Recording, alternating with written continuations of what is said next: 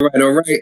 It's Kevin Garcia, aka the Puerto Rican Kid KG, and this is Fight Hype. And today, we got something special for y'all, man. We got, not one but two. The first legend, the certified one, the other one in the making.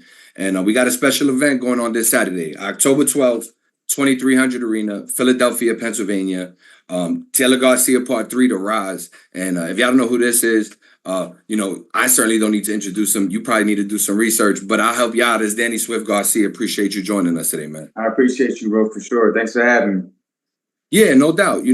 Danny, so much we can talk about, and I know we're looking forward to Curmel joining us in a little bit.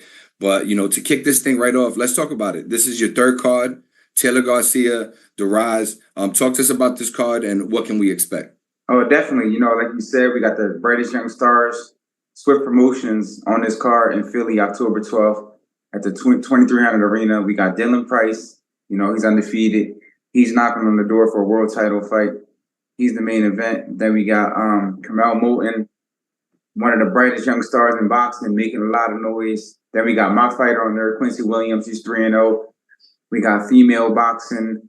We had so much young, great talent, and it's going to be an epic night. I can't wait. I mean, everywhere I go, people are talking about this in Philly, so it's already making a big splash. You could stream the fight on dmdb.com.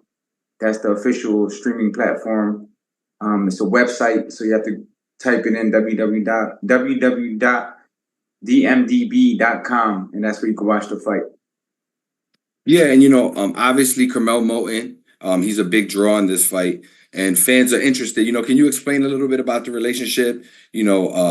Obviously some people thought, hey, he signed with Mayweather. He's doing this promotion with DSG. Break it down for us a little bit, Danny. Oh yeah, definitely. He signed to Floyd Mayweather, 100%.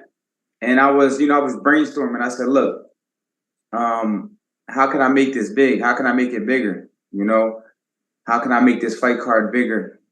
And I said, that the young kid, he's making a lot of noise. Let's try to put him on there.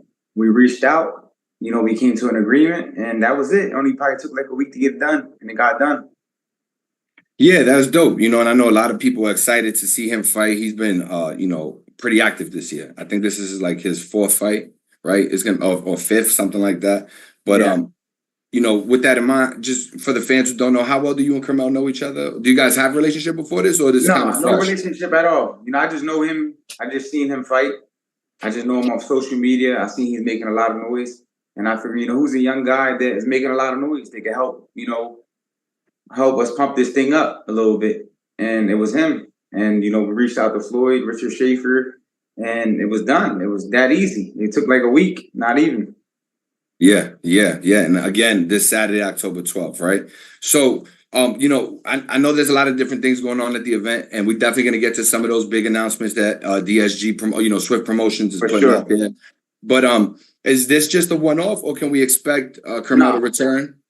Oh, you saying Curmel? Yeah, we know Swift Promotions ain't a one-off. We're on the third one, right? Well, we should be having another show November 30th. I don't want to announce who we got on there yet, but we would love to have him back, for sure. If we can have him back, we will. We plan to. No doubt. You think Floyd's coming to this card? Is that something that we can expect? I don't know. I mean, I hope so. I hope so. I hope Floyd pops up. That would be love. But not, it's all good. Yeah, no doubt. So look, there's so much we could talk about, right? But let's talk about Danny Garcia. So we just saw you in the ring, and just looking back, Danny, you've had a long run. Obviously, you've made history. You definitely put Philly on the map. You put Puerto Rico on the map, and you're doing great things right now, right? You're giving back to Philadelphia. You're bringing fights there. You're putting Philly fighters on the card. You're bringing main attractions. Just thinking about it all, man. What do you think is probably the most memorable thing that you've done in boxing? And what do you think, or what would you say you're most proud of? I'm proud of everything I accomplished because I know where I started with. I started with nothing, like literally zero. No rich parents. I come from North Philly. I was a Puerto Rican. They come from North Philly. At that time, they didn't even look for Puerto Rican boxers in Philly. So I would say I created that culture of Puerto Ricans, at the Barclays, American Puerto Ricans, especially at the Barclays Center, what I accomplished there. You know, I headlined it 8 times. I sold it out multiple times. You know, I won a unified 140, 140 up 7. I became a champion. I fought one time at 154. I tried to win a championship at 160. You know, after a 2-year layoff. I fought 14 world champions. You know, Long list. yeah, so the list just goes on. You know, I'm proud of all my accomplishments. And when you really just sit there and look at it, it's like, it's amazing because not a lot of people can do that. You know, and I'm not the type of fighter to toot my own horn. But if you really look at what I've done in the last 10 years, I'm not even supposed to be here right now. They call me an overachiever. You know what I'm saying? When I started beating guys like Khan and Matisse, it was calling me an overachiever. You know, my run was supposed to been over. You know, I outlasted everybody in the game. 12 years on top, championship fights. So to me, you know, I always knew what I was made of. I was the top amateur. I knew I'd be a great pro. You know, everything I did it because I wanted to be the best. I dared to be great, and that's pretty much it. Are you fulfilled?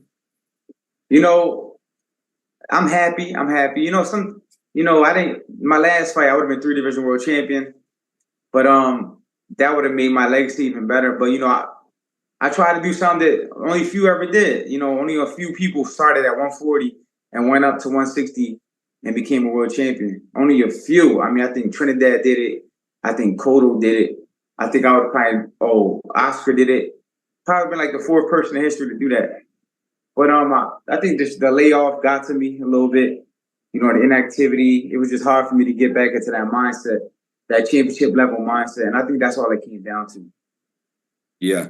And I mean, now you like we said, you know, how we opened this up. You've got fight cards going. For sure. You're moving pretty fast. I think I went to that first, like the promo for the first event felt like just a few months ago. Yeah. And we on 3 already. For sure. Yeah, definitely. So, you know, I didn't want to let, you know, what my last outcome of my fight discouraged me. I already had the fight planned for October 12th. And to me, to just start giving back, honestly, to the fighters in Philly and bringing fights back to Philly as a promoter, that means more than me than everything. You know, that's like a big accomplishment for me. To me, this is a big thing. You know, to me, promoting boxing and this show I have on October 12th is really a big thing for me. You know, especially bringing Curmel, a young talent, Dylan Price, Quincy Williams. I'm signing fighters.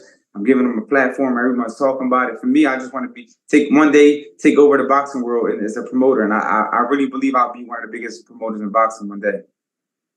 Yeah, nah, no doubt. And obviously we wish you nothing but the best of luck at that. But do you think or are you at a point where promoting is fulfilling enough to where it could replace boxing? Or yeah, definitely. Because for one, no, you can't fight forever. Everyone knows that. So you will always have the fighting spirit. And that's why I understand that why fighters fight till they can't fight no more. It's because I used to always wonder, like, why guys got so much money and they just keep fighting. It's because you're a fighter. You're always looking for that next high of being a world, that and new, you know, that big check. You always want that next high, but you got to learn how to transfer that over, you know, to giving back to the younger guys and building the future outside of boxing. So for me, I've always been a businessman. So to me, it's going to be an easy transition. You know what I mean? Yeah. And, you know, I was there for the fight in Vegas a few weeks ago. And, you know, it was early on in the week. I was watching you get interviewed and, you know, somebody had asked you if this was it. This was the last fight. And I thought it was really premature. You know, you was there to fight, to win, to get the chip. I know you came motivated and with a purpose, you know. But now looking back, again, talking about your legacy, thinking about all you've accomplished, all you're already doing and promoting and the direction you want to go. You know, I ask you this with the utmost respect, Danny. Are you retiring? Are you continuing to fight? That's a good question. A part of me is saying, you know, I can't leave the sport like that. You know, I can't leave the sport with a loss like that as a competitor. And then another part of me is I got 3 beautiful kids. You know, I made a lot of money in boxing. A lot of young people look up to me. I'm inspiring a lot of people. You know, I'm doing the boxing promotions. So right now, I just feel like I'm kind of at a crossroad where I just gotta wake up one day and my body and whatever my body tells me how I'm feeling, that's what I'm gonna do. but I really haven't made the decision yet. And if I do plan to fight, it's not going to be 3 more, it's not going to be 2 more. It might be 1 more, you know, just to go out with a W and go out with a win. So that's where I'm at with it right now.